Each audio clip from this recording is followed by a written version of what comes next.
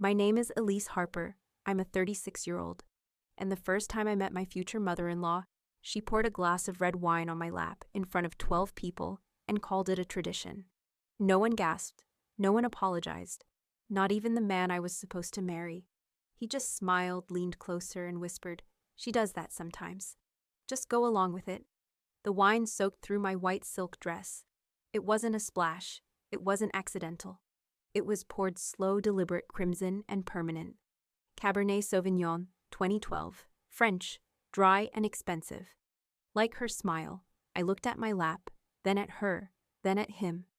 I reached for my napkin and calmly patted the fabric like I was cleaning a spilled drink on someone else's table. I didn't leave. I didn't speak. I just smiled and said, "Good thing I don't mind a test." That dinner, the first dinner, was held at the Wells estate. 12 chairs, oakwood table, silver cutlery engraved with initials that had been passed down for 4 generations. Claudia Wells sat at the head. Nathan, her son, and my fiancé sat to her right. I sat to her left. We were 3 months away from our wedding. I had known Nathan for nearly 3 years. We met at a TED conference in Vancouver. He had spoken about how architecture could heal trauma. I had spoken about supply chain transparency and artificial intelligence. He came up to me after my talk and said, "You don't sound like a CEO. You sound like someone who's tired of watching people suffer from hidden systems." I smiled. He wasn't wrong. Nathan was the first man I loved who didn't need to be impressed. He didn't ask how much my company was worth. He didn't blink when I told him I had started from a rented garage in Pittsburgh. He listened. And then he built with me. He redesigned my company's headquarters with more glass, more air, more trees. I helped him digitize the payroll and licensing systems for his family's architecture firm. We never talked about merging worlds. We just did it. And then came the red wine. That night after dinner, I checked into a hotel. Nathan thought I was staying the night with him, but I said I had early meetings. I didn't. I just needed to think. At 8:00 the next morning, I received a text. It was from Claudia. "Elise, I would like to meet with you privately. Come to my office." 11 a.m. Sharp. Her office looked like a museum. Marble floors. Zero clutter. Glass sculptures that didn't seem to reflect anything. She poured me tea. Sat down, smiled. Again. "Elise," she said, "Nathan loves you. That matters to me. But you must understand that love isn't enough in this family." She folded her hands. "There's a reason our name is what it is. A reason our firm has survived 4 generations. We don't just let people in. They invest. And they prove they belong." She slid a folder across the table. Inside was a prospectus. Wells Atelier was opening a division in New York. Projected valuation. 3 years to profit. High potential, high risk. She said $500,000. That's the price to buy in. It shows you're serious. It shows you understand legacy. I looked at her. She smiled wider. "I've already spoken to Nathan," she said. "He agrees. It's the smart move." I didn't respond. I didn't flinch. I closed the folder, thanked her for the tea, and walked out of that glass box. And as I sat in the car, my hands resting on the leather steering wheel, I asked myself the first of many questions. If Nathan had known about this, why didn't he tell me? And if he didn't know how, could he not? Because either way, someone had just tried to buy my place in the family. And someone else had put a price on my silence. 3 years before the wine, the proposal, the silence, and the price tag, there was a stage. TED Vancouver. I wasn't the kind of speaker who made people cry. I was sharp, structured, efficient. I walked on stage in a navy blue suit, minimal makeup, and a black clicker in my hand. My topic, how transparent supply chains can save lives. Not exactly poetic, but it was honest. I talked about why hidden costs lead to human suffering, about how broken logistics destroy food access in refugee zones, about how lies in shipping records let bad actors exploit vulnerable workers. I didn't use the word justice, but that's what I meant every time I said efficiency. I remember scanning the crowd just for a second. Most people were nodding politely. A few were checking their phones. But one man in the 3rd row wasn't blinking. He had this way of watching like he was listening beyond the words. When the talk ended, I walked backstage. I took a breath, checked my watch. That's when I saw him again. He was leaning against the side wall. Tall, Charcoal gray jacket, no tie. He smiled and said, "You didn't just talk about logistics. You talked about autonomy." I raised an eyebrow. "Did I?" He nodded. "You weren't just moving products. You were moving power." That was Nathan Wells. He had spoken earlier that day something about restorative space design. I hadn't caught his talk, but I knew his name. Everyone in design did. He was the son of Claudia Wells, the Claudia Wells. Fourth-generation architecture. Historic preservation meets innovation. His firm had redesigned half the West Coast libraries, and his name was on every top 40 under 40 list for the past 5 years. We had coffee that evening. He asked more questions than he answered. He didn't try to impress me. He didn't pitch anything. He just asked, "What made you care enough to build all this?" I told him about a food shipment that never reached a clinic in Cameroon, how one missing sensor cost 3 children their lives, and how that moment made me give up my high-salary job and start Arvis Chain in a borrowed garage with a cracked MacBook and $25. He didn't say wow. He didn't say inspiring. He just said, "Let me show you something." He took out his phone and showed me photos of a hospital wing he'd helped design for trauma patients. Soft curves, natural light, no harsh edges. Survivors, he said, don't need statements. They need safety. That was our first conversation. It didn't end in fireworks. It ended in silence. A quiet mutual pause, like two people realizing they were on parallel roads that had just met. We spent the next day walking the Vancouver waterfront. He talked about buildings. I talked about algorithms. We debated whether infrastructure could be healing, whether AI could be moral. At some point, we both stopped talking, just stood there, watching the harbor. And he said if we ever built something together, not just a project but a life, I think it would be beautiful. I didn't say anything then, but I remember the wind in my hair, the sound of water, the exact way the sky looked. And I remember thinking, this is a man who builds without controlling, who listens without interrupting, who sees the architecture in people, not just in buildings. That was how it started. No red wine, no family name, just two minds meeting in the open. And for a while, that was enough. After Vancouver, we kept building. Not buildings, not software, not yet. We built understanding. It started with long-distance calls between Seattle and San Francisco. He'd send me photos of buildings in progress tracing light angles at sunrise.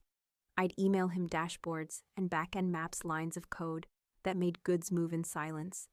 It should have felt like two different worlds, but it didn't, because the questions were the same. How do you move something fragile through something brutal and still preserve its value? That's what I asked about food shipments in war zones. That's what he asked about rebuilding schools after wildfires. 2 months in, he flew up and visited my company. Arvis Chain was still in its growth stage. 50 employees, mostly engineers, no glossy HQ. We worked in an old industrial space with exposed brick and too little heat in winter. He walked in and said, "This building is brilliant, but it's fighting you." He wasn't wrong. That week, he drew a redesign on a whiteboard using dry erase markers and recycled cardboard. "Glass here," he said, "lets the light through without heating the server cores. Move this wall, breathe more air into the hallway. And that conference room, it deserves a skylight." We implemented his draft 6 months later. Productivity went up. So did retention. And the hallway, it felt like spring. I returned the favor by helping him restructure the back end of Wells Atelier. Their HR system was a mess, analog, clunky, and built for 1998. I offered to consult. Nathan refused to let me do it for free. "Let's call it a trade," he said. "Design for design." He was thoughtful like that. Never wanted charity, never wanted to be rescued, but never afraid to receive help either, as long as it was mutual. We worked together without friction, no power plays, no ego. It was the kind of collaboration people write books about. And it wasn't just work, it became our rhythm. We spent weekends drawing out ideas in notebooks, new ways to combine form and function. I showed him how artificial intelligence could reroute shipments to save fuel and time. He showed me how curves in walls could lower heart rates in trauma patients. He once said, "Most people want to be impressive. I just want to be useful." I told him I don't care if I'm impressive either. I just want to matter. He looked at me like I'd just spoken his native language. That's when I realized This wasn't infatuation, it was symmetry. We started designing other things together. Not offices, not systems. A life, vacations, time blocks, boundaries. We made Sunday our no laptop day. We set rules about texts after 10 p.m. He added plants to my desk. I added buffer time to his calendar. It sounds boring, doesn't it? But that's the thing. Real love doesn't have to perform. It just has to work.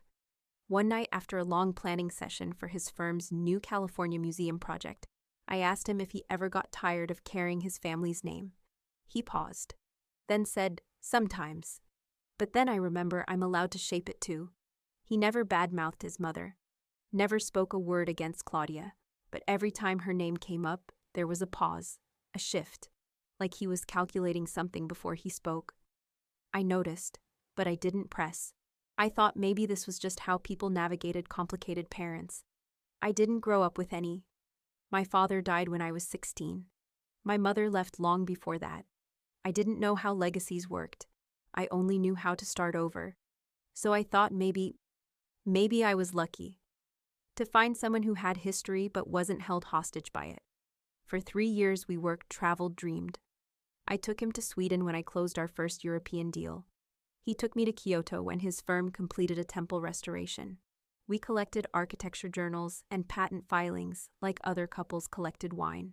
We built a world's small, silent sovereign, and I thought that was enough. It happened on the third morning in Iceland. We had rented a cabin near the southern coast. No signal, no internet, no one around for miles. Just us, and the cold, and the silence. Nathan knew I loved silence. He said it made me look taller, stronger. I said it made me feel like I could hear my thoughts breathing. That morning we woke up early, the kind of early that makes the air feel like glass. He made coffee. I stood by the window watching light rise over the black sand beach. There was nothing dramatic, no violin, no camera crew, just steam rising from our mugs and the sound of ice shifting somewhere in the valley. And then he knelt. I didn't even realize what was happening at first. He was so quiet I thought he'd dropped something. Then I saw the box, simple, matte, no logo. He looked up at me and said, "This isn't about tradition. It's not about families or names or what we're supposed to do. It's about what we've already built, and what we could still build if you say yes." Inside was a ring, thin band, no diamond, just brushed titanium curved like a river stone. I stared at it for a long time, not because I was unsure, but because it felt so undeservedly perfect. I nodded, didn't cry, didn't jump. I just whispered, "I don't need anything else, just you." He stood, slid the ring onto my finger, and for the next 10 minutes, we said nothing. Not out of awkwardness, but because when something is entirely right, words just get in the way. That night, I wrote a single sentence in my notebook. This is what it feels like when the future becomes a real place. We stayed in Iceland for another week, walked on glaciers, dined in silence, talked about where to live after the wedding. San Francisco, maybe London. We made lists, not plans, just possibilities. He said he wanted the wedding small, just people who mattered, no press, no spectacle. He didn't want it to be about his family. He wanted it to be ours, and I believed him. Why wouldn't I? We flew back, started looking at venues, sent out soft save dates. He even asked to meet with my board, said he wanted to understand the financial rhythms of my company so he could plan around my quarterly peaks. I laughed, said that was the most romantic thing anyone had ever said to me. The ring never left my finger, not even in the shower. It wasn't expensive, but it felt like gravity, like something that tethered me to the version of myself I liked best. I remember one night we were lying on the floor of my apartment, lights off, just a candle burning in the corner. He said, "I don't want to be the next Wells. I want to be the first version of myself that makes sense." I told him, "Then don't let anyone else draw your blueprint." He smiled, but in that moment, only for a split second, I thought I saw hesitation, a flicker, like a man who wanted to believe what he just heard, but knew something I didn't. I ignored it, called it exhaustion, or wedding stress, or whatever excuse people use when the intuition is too quiet to argue with. And that was the last time I thought everything was exactly where it should be.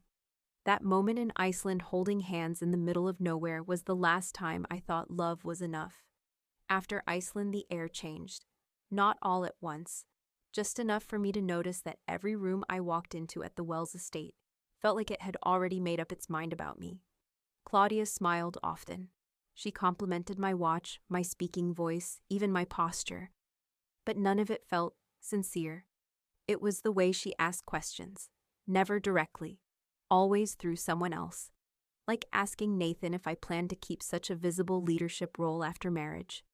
Like suggesting to the wedding planner that perhaps I'd want a prenup, just to feel more secure.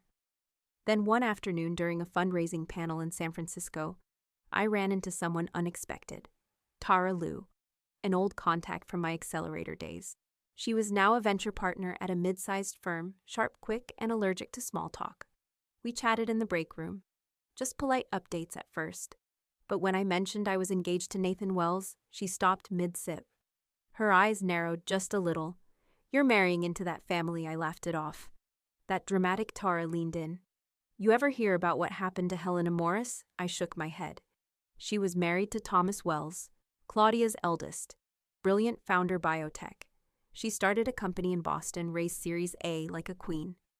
Claudia told her flat out she had to choose. Either fold the company or lose the family. I stared at her. She tried to compromise, Tara said. Move to California.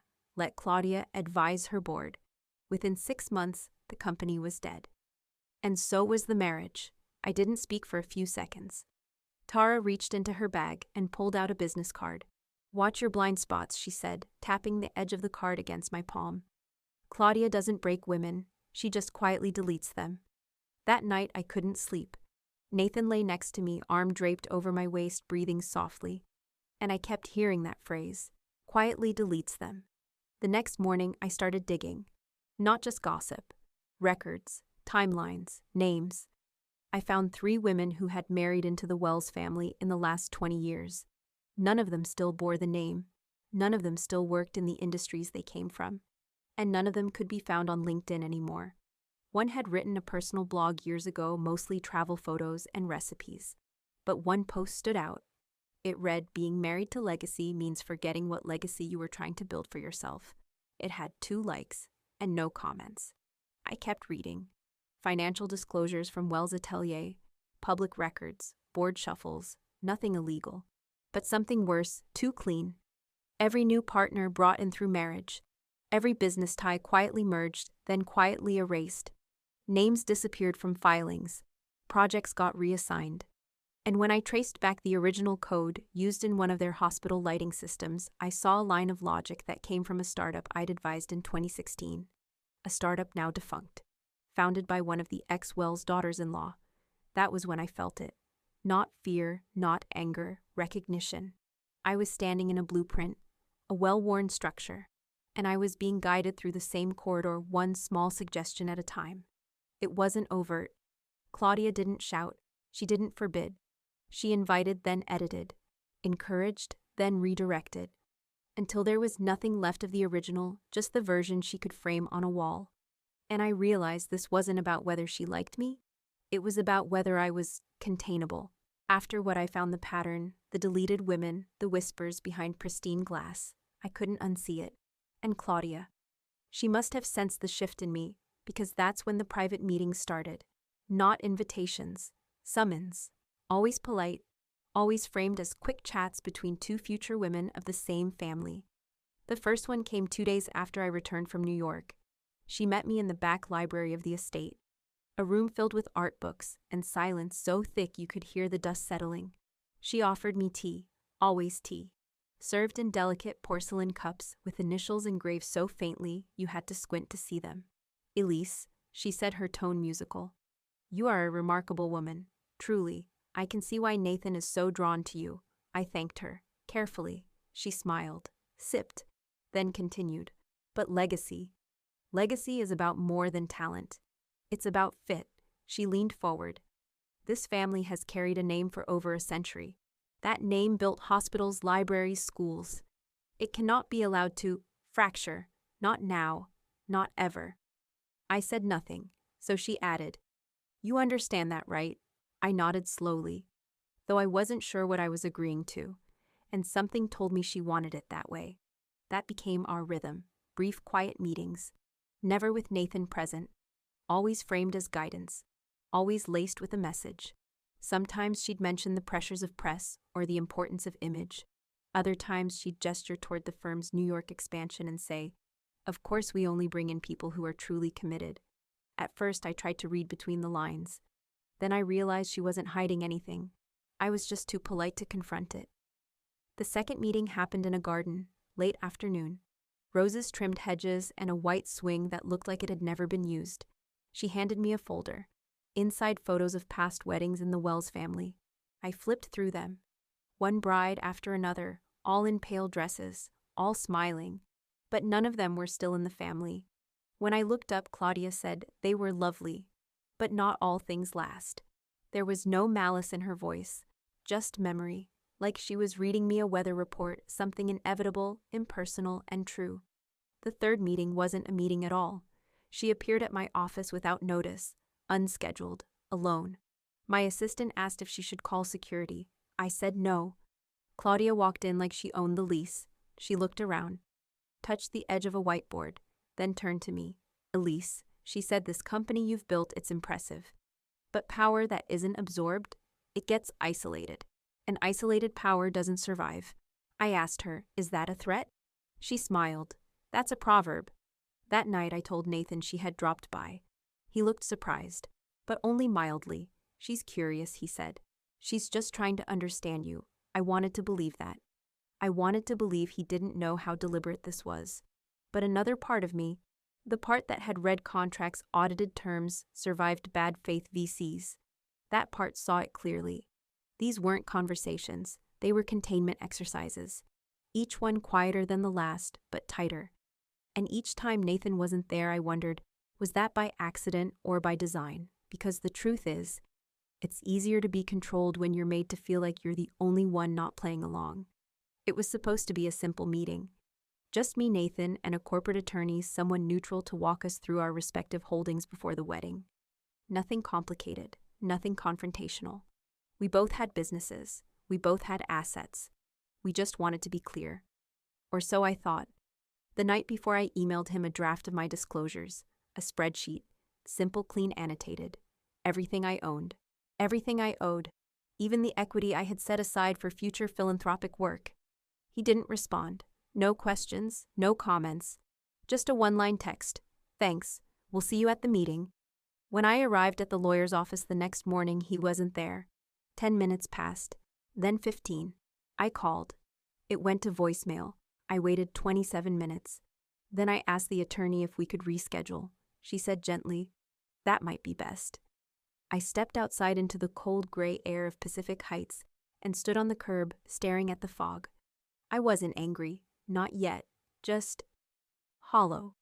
When I finally reached him that evening, he picked up on the second ring, sounded calm, almost casual. "Oh, I completely forgot," he said. "I had to help Mom with a board call.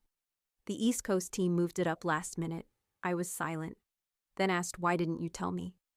He paused, laughed nervously. "Elise, you're making it sound like sabotage. It was just bad timing. I said you didn't even text." Another pause. "Then I figured you'd assume the best." That sentence hung in the air like smoke in a sealed room. I figured you'd assume the best. As if faith were something I owed him.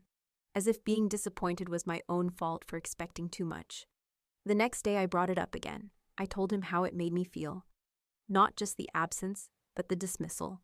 He shrugged. "Baby, you overthink things. You always have. My mom's just intense. Let her be. She'll calm down once we're married." That word, once. Like marriage would magically melt everything that was wrong now. Like commitment was a curtain we could pull over all the broken furniture. I looked at him then. Really looked. And for the first time in 3 years, I saw something I hadn't seen before. Distance. Not geographical, not emotional, but moral. A space between the person I believed he was and the man sitting across from me. And I wasn't sure anymore if I could cross it, or if I was supposed to. That weekend we had dinner with Claudia and 2 of Nathan's cousins. It was elegant as always. Candlelight, crystal. Claudia brought out an old photo album halfway through dessert. Black and white images of the family's early days. She pointed to a picture of Nathan as a boy, said even then we knew he would carry the name well, then looked straight at me, and we knew he'd need someone who wouldn't get in the way. I smiled, but inside something cracked. Not because of what she said I'd heard worse, but because Nathan said nothing. Not a word, not a glance in my direction. Just another forkful of cake. That night, lying in bed next to him, I stared at the ceiling and asked myself a question I had been avoiding for weeks. If the person you love doesn't protect you in rooms where you're being erased, do they really love you at all? It arrived on a Thursday afternoon. I was reviewing quarterly contracts at Arvis Chain's downtown office spreadsheets, open Slack notifications, pinging white noise machines humming in the background. Then came the ping. A forwarded email from one of our junior devs. Subject line, "Is this meant for you?" Attached was a thread, 3 messages deep. The most recent was from Nathan. It had been sent to what looked like a company alias 1 digit off from a shared inbox address I used for our legal team. But instead it had landed in my personal archive, my old archive, the one I hadn't used in over a year. I opened it, heart still, breathing normal, but as I read my fingers stopped moving. The message was short, terse, professional. Nathan had replied to a prior email from Claudia. His words, "If she understands what's necessary, we all win. If not, we can delay the partnership a quarter. Frame it as a market recalibration. Either way, she'll land where we need her." There was no name, no Elise, no specifics, just she. But I knew. I sat back in my chair, blinking once, twice, then read it again. If she understands what's necessary, what exactly was necessary, and why did it need to be framed? The second message from Claudia was colder, more calculated. She wrote, "We've been generous with patience. The architecture press is prepped. It's not hard to reposition this as a misalignment of vision. The firm can weather it. Nathan will recover. I'm less sure. I'm less sure." The sentence dropped into my chest like a pebble in a glass of water. It didn't splash. It sank. I stared at the screen for a long time, not out of shock, but because I needed to see it without blinking, to make sure it was real, to make sure I wasn't imagining tone, to make sure I wasn't reading grief where there was only grammar. This wasn't strategy. This wasn't about timelines. This was positioning. This was war room language. And I was the case study being revised in real time. I didn't reply to the junior dev. I archived the email, marked it, tagged it, stored it in a new folder. Then I closed my laptop, sat back, and for the first time in my adult life, I didn't know what day of the week it was. Not because I was overwhelmed, but because everything had suddenly reorganized itself. Like a room you thought was familiar, and then someone switches the lights, and nothing is where it should be. That night I watched Nathan cook dinner.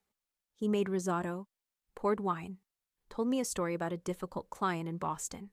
I nodded, smiled when appropriate, laughed on cue, and in my mind I replayed his words. "She'll land where we need her."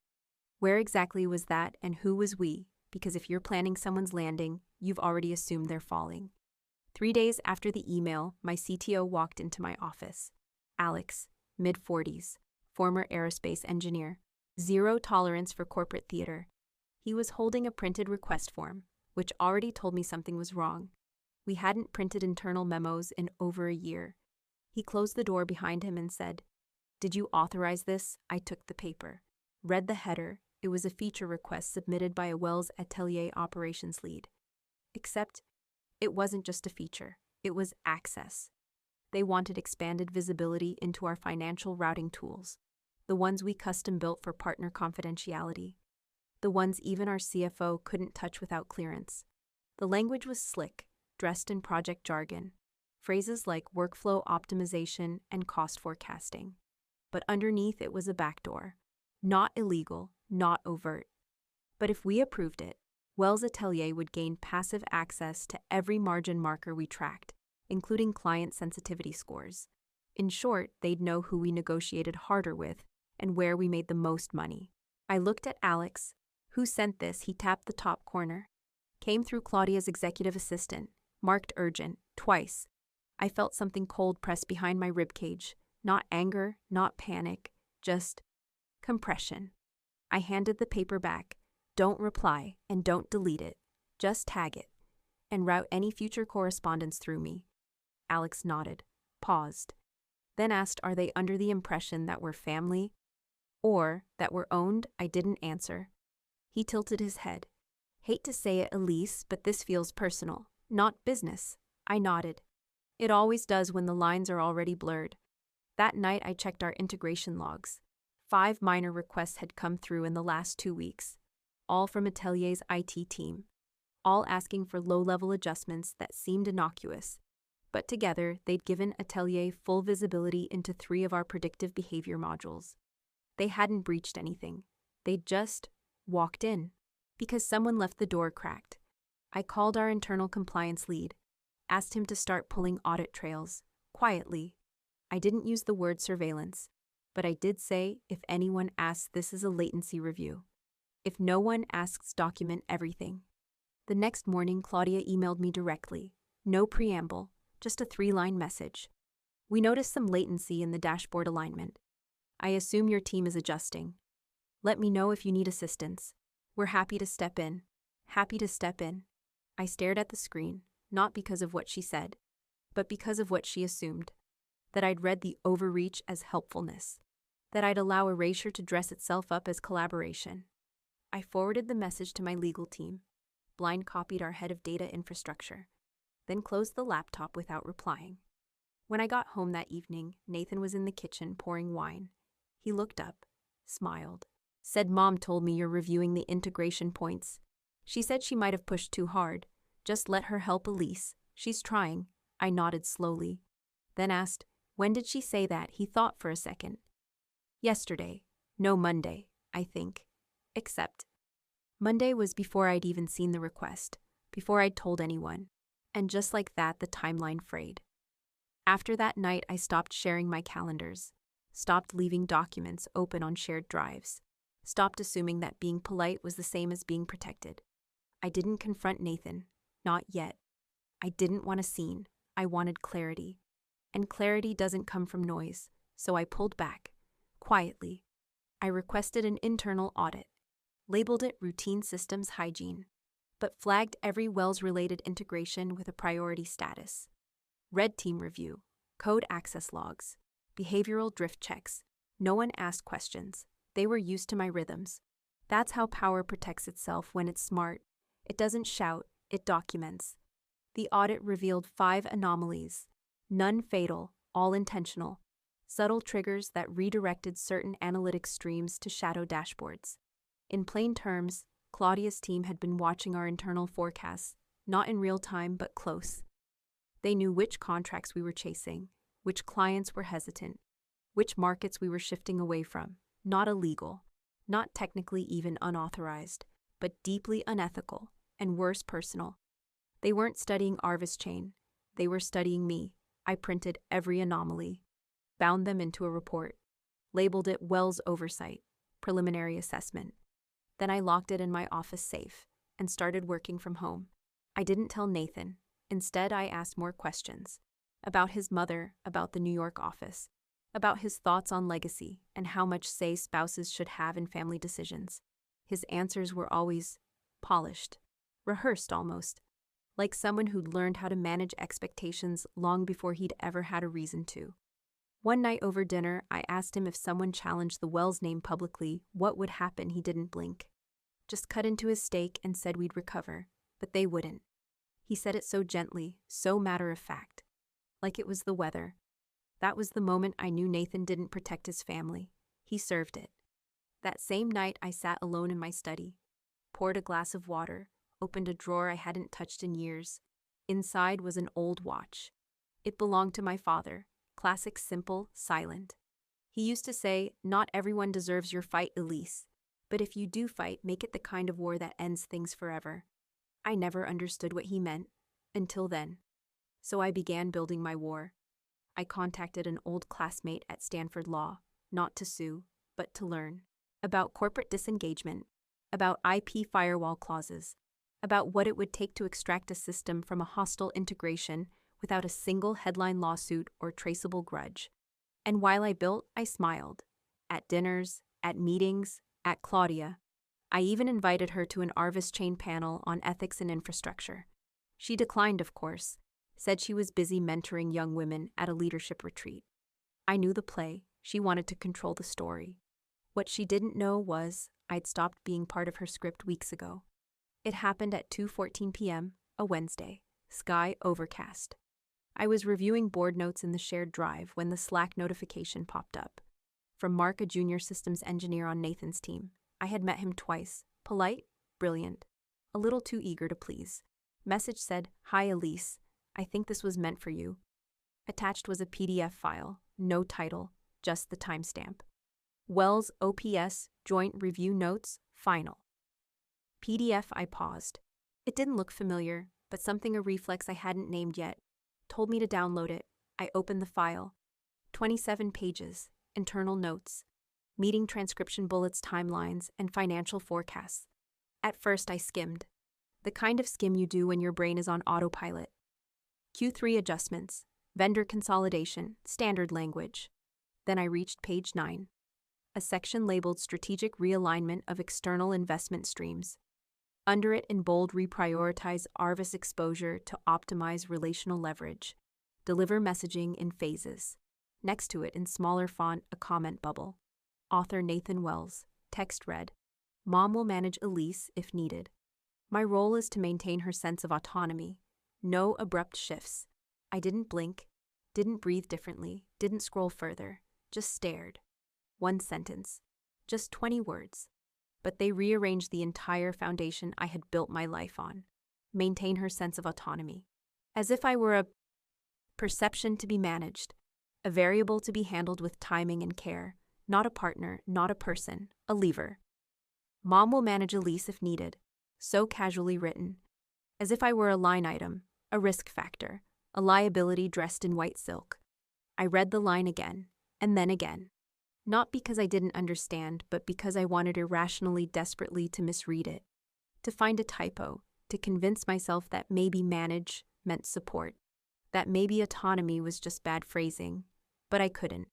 Because I had heard that tone before, from Claudia, from the way she looked at me like I was a task, not a person. And now I knew Nathan had heard it too, and had chosen to echo it. I sat still, not in shock, not even in heartbreak. Just absence. Like something had been pulled out of me quietly, cleanly, without warning. My mind went back to Iceland, to the ring, to the way he'd said, "This isn't about tradition. It's about what we've already built." But it had never been about what we built. It was about what they wanted to own. The next moment was oddly practical. I opened a secure drive, saved the file under a coded name, printed a hard copy, filed it in a folder marked personal. Then I replied to Mark, short, "Thank you.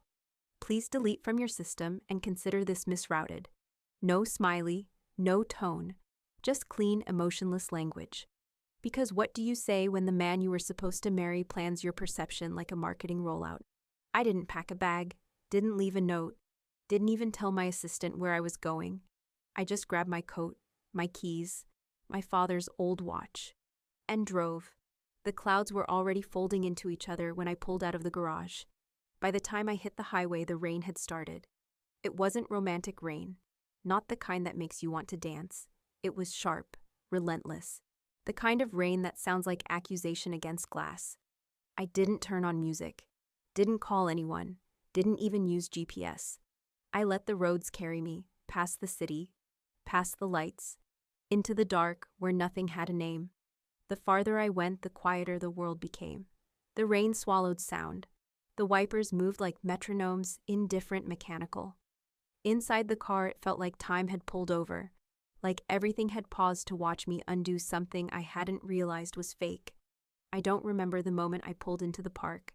I just remember the gravel under the tires, the way the trees leaned over the road like witnesses, the way the headlights caught only fragments, wet bark, empty benches, the edge of a rusted fence. I turned off the ignition, left the engine ticking in the cold, didn't move, just sat there, hands on the wheel, forehead leaning against the leather, eyes open, and asked the question I had been afraid to ask for weeks. Was he ever real? The man who redesigned my office to bring in more light. The man who taught me to slow down, to breathe, to believe in shared work. The man who said, let's build something together, not just a life, but a legacy. Was that Nathan? Or was that the role he knew I wanted him to play? I tried to remember the first moment I knew I loved him. I couldn't.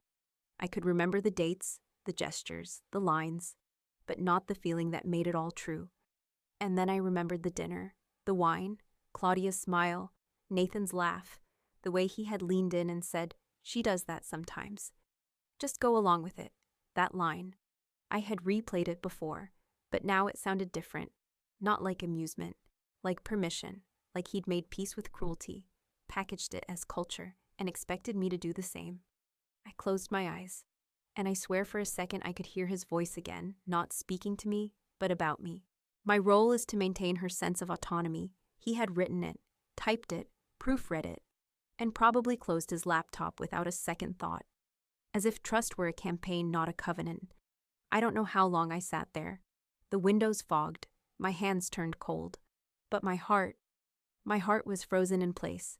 Not broken, not shattered, just stilled. Because when the person you trust the most makes you doubt your own sight, your own instinct, your own worth. The damage isn't loud, it's cellular. When I finally drove home that night, the rain had softened into mist. The city lights shimmered on the asphalt like tiny regrets. I parked the car, walked into the apartment, and left everything: coat, shoes, phone by the door. I didn't go to bed, I didn't cry. I just sat at my father's old desk, the one I kept in my study, the one I hadn't opened in years. He died when I was 21, lung cancer, fast, cruel, the kind of goodbye that gives you no space to negotiate. But he left me a letter, a single sheet of paper, folded 3 times, slipped inside a book on ethics I'd borrowed from his shelf but never returned. I hadn't read it since the day of the funeral, but I remembered every word. Still, I unfolded it again. Because some things, they mean something different after you've been broken. His handwriting was neat, precise. The ink had faded at the corners, but the message remained unblurred. Elise, if you're reading this, it means I've left the room before you expected. I'm sorry for that. There are things I wish I could stay and teach you. How to change a tire, how to forgive your mother, how to know when someone is lying by how they hold their silence. But the most important thing I can give you is this. Don't ever let someone make you pay to be loved. If you have to shrink to be held, if you have to bleed to stay chosen, if you have to explain your worth to someone more than once, walk away, quietly, proudly, without applause. Because love that is conditional is just manipulation wearing a velvet glove. I paused. My hands trembled, but not from sadness, from something older. Recognition. It was like he had written it for this moment, like he had seen it coming. He had never met Nathan, never heard of Claudia, never known what it meant to be a woman with a company, a name, a legacy of her own. But somehow he still knew. I read the letter again, then once more, out loud this time, whispering, to myself, to the room, to him. Walk away, quietly, proudly, without applause. I folded the letter, slid it back into the book, and this time I didn't put the book back on the shelf. I left it open. On the desk, next to a pen, like a lighthouse left on for someone else. And for the first time in weeks, I knew what I was going to do. Not to hurt them, not to make a scene, not to prove anything, but to choose myself with the kind of clarity that doesn't need permission. Because somewhere between Claudia's wine glass and Nathan's email, they had tried to turn me into something small, something predictable, something safe. But my father hadn't raised a legacy. He had raised a woman, and she was done explaining herself. The meeting was scheduled for 8 a.m. sharp. No calendar invite, no subject line. Just a direct message sent to each board member the night before confidential strategic review. Elise only. We met in the smallest conference room on the top floor of Arvis Chain's headquarters. I chose it on purpose. It had no view, no distractions. Just a round table, 8 chairs, and a whiteboard with no history. As each member walked in, I greeted them with a nod. No small talk, no preamble. When the door closed, I stood. No slides, just a folder, paper not digital. I want to thank you all for being here on short notice, I began. My intention this morning is not to alarm, it's to align. What I'm about to present will change our posture, our perception, and our partnerships permanently. I laid the folder on the table and opened it. Page by page, I walked them through it. A Slack message, an email trail, a technical request log, screenshots, audit trails, contract excerpts, and then Nathan's words. My role is to maintain her sense of autonomy. Mom will manage Elise if needed. If she understands what's necessary, we all win. The room went still, no gasps, just silence. The kind that means everyone is doing the math. I looked each of them in the eye. These are not mistakes. They are strategies. We were not seen as partners. We were seen as property. Then I laid out the plan. Step 1, all access points connected to Wells Atelier servers, dashboards, API keys would be disabled immediately. Security protocol, Tier 4, 0 lag. Step 2, a joint statement to press and stakeholders, citing irreconcilable ethical divergences and violation of collaborative integrity. No scandal, no finger-pointing, just fact. Sharp, precise, non-negotiable. Step 3, soft launch of Arvis Lite, a new AI Lite platform designed for high-compliance markets in Scandinavia. We'd been prototyping it for months. Now it would launch fully sovereign. And fully ours. No Wells funding, no Wells visibility, no Wells DNA. When I finished, one board member, Evan, former COO at a Fortune 100, leaned back and said, "You realize this will sever all goodwill with the Wells name?" I nodded. "I'm not here to manage optics. I'm here to protect values." Another board member, Priya, smiled faintly. "Thank you for reminding us why we believed in you in the first place." I nodded once, gathered the documents, and said, "This meeting is closed. Implementation begins in 1 hour." As they filed out, no one said a word. But in the quiet, I felt it. Not victory, not relief. Alignment. Because real leadership doesn't come with applause. It comes with decisions made in quiet rooms where no one sees the fire you're putting out because you're too busy building what comes next. That morning, I didn't tell anyone at Atelier Wells. Didn't send a warning, didn't return their calls. I simply removed them. Cleanly, completely, without apology. Because they had tried to claim ownership over something I had built with my own name, my own hours, my own heart. And now they were no longer part of the map. I waited until the press release went live, until the firewalls kicked in, until every portal linked to Wells Atelier returned a soft access denied. Only then did I dial his number. He picked up on the second ring. "Elise." My voice came out calm, controlled, almost clinical. "Nathan, I'm not calling to fight." He paused. That same pause he used when caught between two loyalties.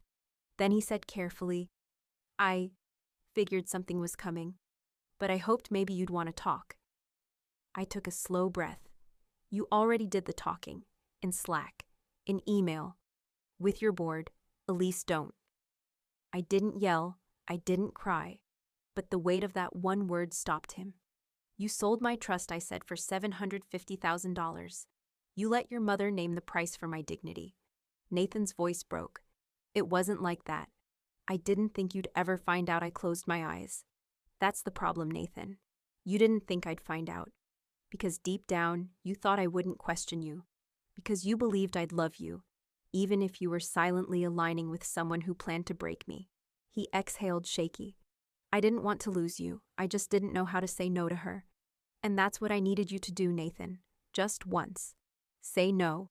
To the one person who thought I was a transaction, not a partner." He went quiet again. Then softly, "I never stopped loving you. I didn't flinch. I believe that. But love that's afraid to protect isn't love that protects me." He swallowed hard. "I didn't think you'd go this far." I let that sit. Then I said slowly, "I didn't go far. I went where I should have been all along, somewhere no one gets to put a price tag on me." Silence again. But this time, heavy with understanding. "I won't drag your name through the mud," I added. "This isn't vengeance. It's closure. You made your choices, and I made mine," he whispered. "Does this mean we're over?" I looked out the window at the city skyline. the same one we'd stood beneath when he proposed. Only now it looked different, sharper, clearer. "We were over," I said the moment I realized I was the only one protecting us. Nathan didn't reply. I waited a beat, then hung up, not out of anger, but because the conversation had finally finished itself. And for the first time since Iceland, I felt free. Subject: final statement. Dear Mrs. Wells, you once told me over lunch with a glass of Merlot in your hand, "There's no such thing as a free entrance into this family. Everyone pays something." I didn't respond that day. I just smiled, folded my napkin, and reminded myself, powerful people don't always shout. Sometimes they whisper. Today I'm not whispering. I'm writing this letter so there is no misunderstanding. Not between us, not in the boardroom, not in the press. You offered me a position in your family on one condition: that I invest $750,000 into your company. You called it tradition. I call it extortion, wrapped in legacy. I didn't invest that money, not because I couldn't, but because the moment love becomes a transaction, it dies. I did not become your daughter-in-law. Instead, I became your cleanest business loss to date. As of this morning, Atelier Wells has been removed from all Arvis chain networks. Every partnership has been legally dissolved. Your access to our AI logistics suite is permanently revoked. Your attempts to override or mirror data have been flagged and preserved for potential legal review. And yes, I did all of it without spending a single cent on you. You see, Mrs. Wells, I don't need to fight you in court. I don't need to compete with your name. I just needed to make sure that no woman after me will ever feel like her worth is negotiable. I remember the first night we met. Red wine on my white dress. You called it a test. But here's what you didn't expect: I wasn't the one being tested. You were, and you failed. Not because you spilled a drink, but because you mistook silence for submission. This will be the last correspondence between us. There will be no lawsuits, no back-channel settlements, no reconciliation dinners, just one clean exit. I walk away not bitter, but better, and you remain exactly as you were: powerful, feared, and more alone than you realize. Sincerely, Elise Harper, founder and CEO. Arvis Chain. I never thought I'd become the founder of a foundation. Not really. But sometimes something cracks so loudly in your life, it leaves a permanent echo. You either cover your ears forever or you learn to make music from it. 3 months after I walked away from the Wells family, I registered a new entity under the Arvis umbrella. Not a new product, not a new division, a new promise. I called it No Dowry Capital. The name made my legal team flinch at first. Are we inviting backlash? One of them asked. But I smiled. Exactly. We're naming the elephant in every boardroom. This wasn't just about Claudia, or Nathan, or even me. It was about every woman who had once stood in a room full of men told to earn her place with silence or money or both. We started small 10-women-led startups from Eastern Europe and Southeast Asia. Founders who had ideas but no connections, who had been told, "This would be easier if your husband handled it." We rewrote the terms. Every founder we funded got a freedom clause, a legal line that guaranteed her the right to exit any partnership at any stage without forfeiting her dignity, equity, or voice. If that clause had existed in my life a year ago, maybe I would have seen the signs sooner, but maybe I needed the fall. Some nights I'd sit alone in my home office, not the Arvis HQ, but the corner room in my small house, with windows facing west, and scroll through the pitch decks sent to us. Young women with shaky English bold designs and more conviction than resources. They reminded me of myself. Before the boardrooms, before the branding, before Claudia Wells. I didn't answer every pitch. I didn't promise to save anyone, but I promised this. No one who walked through our doors would ever be asked to prove they were worth loving. That was my line in the sand. I wasn't supposed to watch the interview. My PR team advised against it. You've moved on, they said. Let the market speak. Let silence speak. But I watched anyway. Alone. At night. No lights. Just my laptop, a glass of water, and the weight of everything unsaid. Claudia looked radiant as always. Perfectly tailored navy blue dress. Pearls. That air of inherited confidence. The kind you can't fake, the kind the world rarely questions. The interviewer started with polite questions about Atelier Wells' generational leadership, the vision for global expansion. Then it came. What happened between you and Elise Harper? The tone was mild, but the silence after the question was sharp enough to slice through screen glare. Claudia's smile barely flickered. Elise was a brilliant collaborator, she said with a tone that could freeze champagne, but she chose to walk away. I don't really know who she is anymore. I paused the video. That line echoed. I don't really know who she is anymore. Of course she didn't. She never tried. To Claudia, I had always been an equation, potential X profit, obedience. The moment I removed obedience from the formula, I stopped making sense to her. But I wasn't angry, not anymore. Because for the first time, I could see the full shape of her world, a fortress built on control and filtered legacies. She hadn't just tried to mold me. She'd tried to preserve a tradition that saw women as transactions and trust as currency. I resumed the interview. The reporter pressed further. There's speculation that your partnership with Arvis Chain ended due to ethical concerns. Any comment on that? Claudia didn't blink. Business relationships end all the time. It's unfortunate Elise chose to dramatize the matter publicly. But perhaps that's who she really is. Another pause. No denial, no apology, just a calculated dismissal. I closed the laptop. Not because I was hurt, but because I understood. That moment was no longer about Claudia's version of me. It was about my refusal to live inside her narrative. The next morning, the headlines danced across my phone. Claudia Wells speaks out, I don't know who Elise Harper is anymore. No dowry capital gains traction across Asia and Eastern Europe. Elise Harper's quiet revolution when walking away builds an empire, and I just smiled. The world didn't need me to respond. Because truth has a strange way of echoing not when we shout it, but when we no longer have to explain it. I was at a quiet rooftop event in Copenhagen, celebrating the second cohort of No Dowry Capital. It was a simple gathering, no press, no speeches, just women who had built something out of nothing, laughing over white wine and solar-powered heaters. That's when I saw her, dark green pantsuit, hair pulled into a neat bun. She had that look I'd seen before in myself, composed, but forged through fire. She stood across the terrace holding a glass of something citrusy, talking to a younger founder from Lagos. When our eyes met, she smiled. And I remembered. She was her.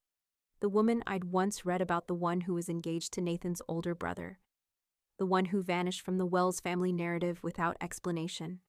They used to call her too idealistic for legacy business. I used to believe that line. Now I knew what it meant. She walked over. Elise Harper, she said softly. I never got to thank you. I blinked. I'm not sure what for. She smiled. Not bitter. Not triumphant. Just tired and kind. When I walked away from my engagement to Julian, I thought I was the problem. I wasn't ambitious enough. I didn't understand the game. That's what Claudia told me. I nodded. She said something similar to me. Except mine came with a price tag. She laughed. Figures. There was a long pause. Then she said, but when I saw your foundation, when I read about what you'd done, how you'd walked out on your own terms, I realized I wasn't crazy. I just got out too soon to know the whole system. I felt something swell in my chest. Not pride, not ego. Just a quiet understanding that even pain can build bridges we never meant to cross. I didn't build the foundation to make a statement, I said. I just wanted to make sure women like me, like us, never had to apologize for not buying their seat at the table. She nodded. And in doing that, you gave a lot of us a map. I thought I was walking alone. Turns out I was just walking before the trail was lit. That line stayed with me. We didn't exchange business cards. We didn't make plans to collaborate. We didn't hug.